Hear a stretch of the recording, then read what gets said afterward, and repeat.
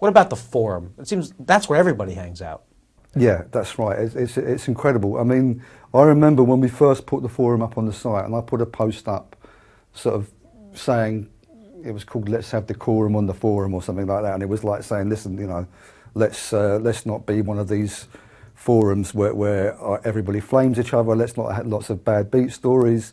You know, let's be a bit different. Let's be funny. Let's, you know, anything goes. Blah blah blah. And people really responded. You know, and now, you know, like you say, everybody in European poker and increasingly in world poker comes to that forum. What's it about poker players why they need to talk to each other?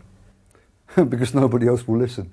I mean, no. I mean, the thing is that, you know, poker, to one extent or another, most of us are in it because we love it, and you know, you've got to love this game to survive in it. I think, and you know, to be able to play certainly tournament poker successfully, you've got to love it. You know,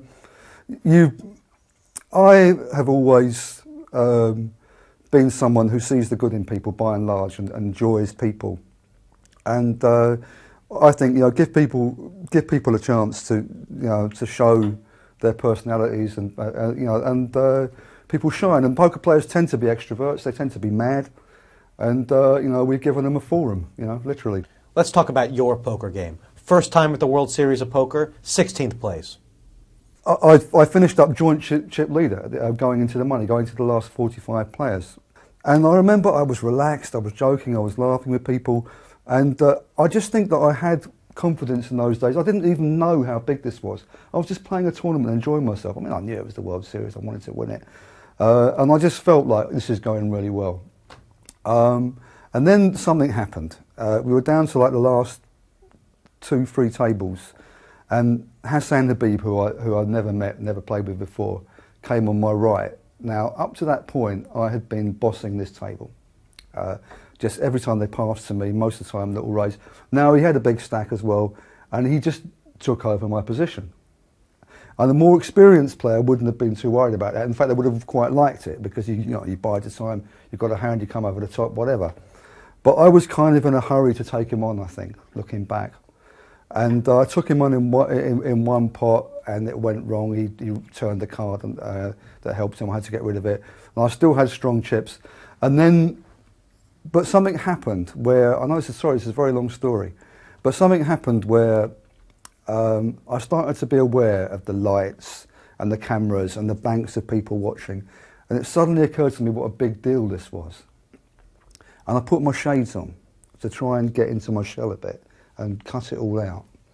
And my shades were like, they were prescription sunglasses, and they'd been made by my optician, and he'd made them with a bit of red in them, which I didn't like, but you know, it was one of them things. This was relevant, right?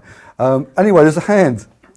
Hassan Habib raises in mid-position. Now, he's raising every single time it passes around to him. And you're still chip leader. I'm still chip leader in the tournament, I think. But he's got almost as many as me. Well, he's got a lot. Anyway, I look at him and I 100% know that he's bluffing, 1,000,000%.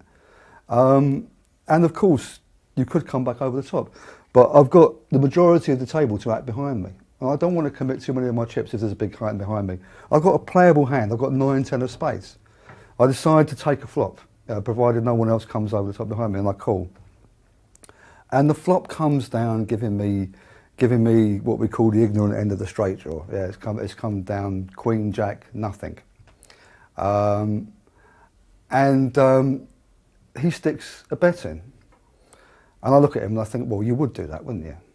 You know, you're going to bet. But I think to myself, you know, I've got position. You know, if I call and he's at it, surely he's going to give me a free card on the turn. I don't really want to commit all my chips, but I'm going to call. So in other words, I'm playing the hand passively, and I say call, and I stick the chips in, and the dealer says, and the rest, and I say what?